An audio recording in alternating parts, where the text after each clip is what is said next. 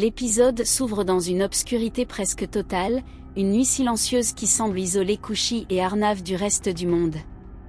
Ils se retrouvent enfermés dans cette pénombre, contraints de collaborer malgré la tension constante qui marque leur relation.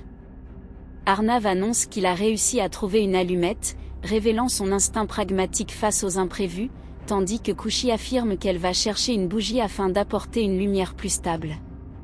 Dès cet instant, l'atmosphère est fragile, comme si le moindre geste pouvait faire basculer la situation. En avançant dans le noir, Kushi trébuche soudainement. Elle perd l'équilibre et s'effondre sur le lit, entraînant Arnav dans sa chute. Le bruit étouffé de leur collision rompt le silence. Ce contact involontaire crée une proximité troublante, leurs corps se retrouvent dangereusement proches, et même si aucun mot ne l'exprime encore, cette chute impose une intimité qu'ils n'auraient jamais acceptée consciemment. Quelques minutes plus tard, le chaos s'intensifie lorsque le lit commence accidentellement à prendre feu. La réaction de Kushi est immédiate et instinctive, elle crie, paniquée, incapable de contenir sa peur devant les flammes. Arnav tente de garder le contrôle et lui demande de se calmer, minimisant la gravité de l'incident en expliquant qu'il ne s'agit que d'une petite flamme. Malgré ses efforts pour rationaliser la situation, l'angoisse de Kushi envahit la pièce. Finalement, le feu s'éteint rapidement, notamment grâce à l'eau versée, et Arnav souligne que tout est déjà terminé, comme pour reprendre le pouvoir sur un moment qui menaçait de lui échapper. Une fois le danger dissipé, la panique de Kushi laisse place à l'inquiétude. Elle demande à Arnav de lui montrer sa main, craignant qu'il se soit brûlé. Lui, pourtant, reste focalisé sur la logistique et demande où sont les allumettes. Kushi lui apprend qu'elles sont désormais inutilisables, complètement mouillées. Cherchant à améliorer l'air de la pièce, elle ouvre la fenêtre pour laisser entrer un courant frais. Ce geste déclenche une nouvelle friction. Arnav lui reproche aussitôt d'avoir laissé entrer les moustiques, révélant son irritation face à ce qu'il perçoit comme une imprudence. Kushi réplique avec ironie que les moustiques sont attirés par le sang sucré et qu'Arnav, qui ne consomme jamais de sucre, ne devrait pas être concerné. Son humour agit comme une provocation légère mais réelle. Arnav répond sèchement, visiblement agacé, puis se lève pour refermer la fenêtre. Il constate ensuite qu'il ne possède même pas d'anti-moustique, ce qui accentue son sentiment d'inconfort. Kushi affirme alors qu'elle a une solution, laissant entendre qu'elle garde toujours des ressources inattendues. Le regard d'Arnav se pose ensuite sur le lit détrempé.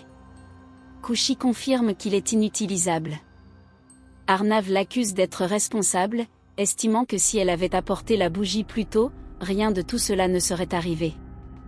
Kushi refuse immédiatement cette culpabilité et renverse l'accusation en affirmant qu'il l'a empêché de se relever. Leur échange devient un duel d'orgueil où chacun protège son territoire émotionnel. Refusant de dormir dans ces conditions, Kushi déclare qu'elle ne passera pas la nuit ici. Arnav admet qu'il partage ce refus. Après un bref moment d'hésitation, il se tourne vers une unique chaise. Kushi trace symboliquement une frontière en indiquant un côté pour lui et un côté pour elle, proposant de la partager. Cette solution absurde les oblige à une proximité physique inhabituelle. Ils s'allongent maladroitement, tentant de trouver une position supportable. Un simple murmure nocturne trahit leur inconfort, mais la fatigue finit par les emporter. Au matin, Arnav se réveille avant Kushi.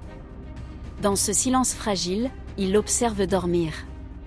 Son regard s'attarde sur la douceur de son visage, et pour la première fois peut-être, il se permet d'admirer sans défense cette beauté qu'il combat habituellement avec froideur.